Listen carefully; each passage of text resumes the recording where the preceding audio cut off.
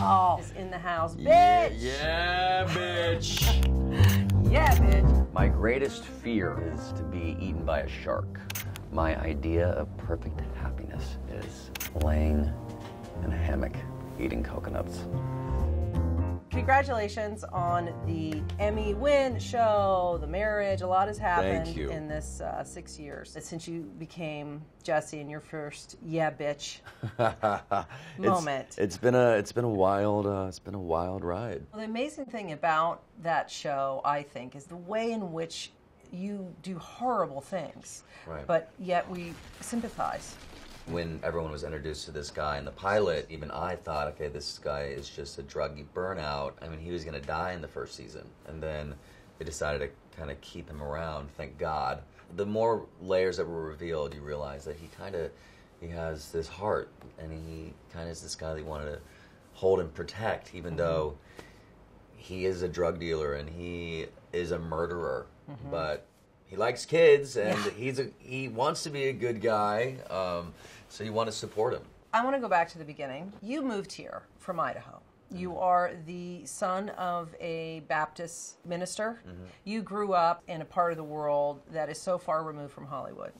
But acting was something you always wanted to do. And I think you are that kid, really, that the dreams are made of. You keep the dream alive for so many people. You got in the shitty car. Yeah. You drove to LA, not knowing anybody, wanting to be an actor. Your first major role turns out to be one of the biggest shows in the history of television. Yeah. And now I'm going to add a little bit of this, which will then get to a question. Okay. And then you have the opposite, which is Bryan Cranston. He didn't even get a break until Malcolm in the Middle when he was Right. 42. When I was auditioning for Breaking Bad and I heard that Bryan Cranston was the guy that's going to be Walter White, it definitely kind of jarred me a little bit. I was like, that's an interesting take. I'm excited to see what he does with it. But the moment that I got on set with him, it was just this unspoken thing, this chemistry that's just kind of lived and breathed between us. Obviously, Jesse Pinkman is the role of my life. It's a role of a lifetime. I will never have another role like him. It's incredible because it was like an overnight success, but I was fighting for it for 10 years. And you cannot walk down a street without someone coming up to you. I was at the airport the other day, and this person wrote on Twitter saying, it's in my bucket list to have Aaron Paul call me a bitch in person. So I wrote them back and said, hey, I'm at the Phoenix airport at gate A18. Come find me, or come get it, bitch. So many people showed up at gate A18 wanting me to call them bitch. Do you have a favorite yo bitch moment? I love yeah bitch magnets. I love the roll me further bitch. I was just going to say, Yeah. that's my Roll me favorite further. one. There's actually I think my favorite bitch is coming up.